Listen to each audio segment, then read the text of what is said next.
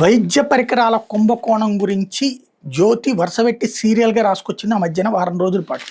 ఇప్పుడు సాక్షి అదే వార్తని తమ కథనంగా రాసుకొచ్చింది. చంద్రబాబు సర్కార్ వచ్చాక ప్రభుత్వ ఆసుపత్రులకు మౌలిక సదుపాయాలు కల్పించాల్సిన ఎంఎస్ఐడిసి అవినీతికి అడ్డంగా మారిపోయింది. మందులు, సర్జికల్స్, వైద్య పరికరాల కొనుగోలు, కాంట్రాక్ట్ ఖరారు మొదలు పర్చేజ్ ఆర్డర్, బిల్లులు మంజూరు దాకా ప్రతి స్థాయిలో ముడుపులతో సాగుతుంది. ముఖ్యంగా పరికరాల కొనుగోళ్లలో పెద్ద ఎత్తున కమిషన్ల చేతులు మారుతున్నట్టు తెలుస్తోంది.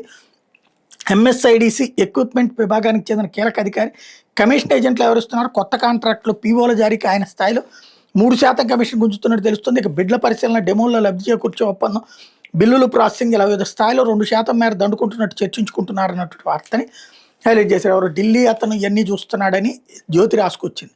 ఇదివరకైతే ఇట్లాంటిది రాసినప్పుడు దర్యాప్తులు ఉండేది. ఇప్పుడు ప్రభుత్వాలు అట్లాంటి ఆలోచించట్లేదు. అంటే ప్రభుత్వమే అవినీతిని ప్రోత్సహిస్తోందా లేకపోతే సమాధానం చెప్పాల్సిన అవసరం ఏమనుకుంటుందా అన్నదే తేలాలి.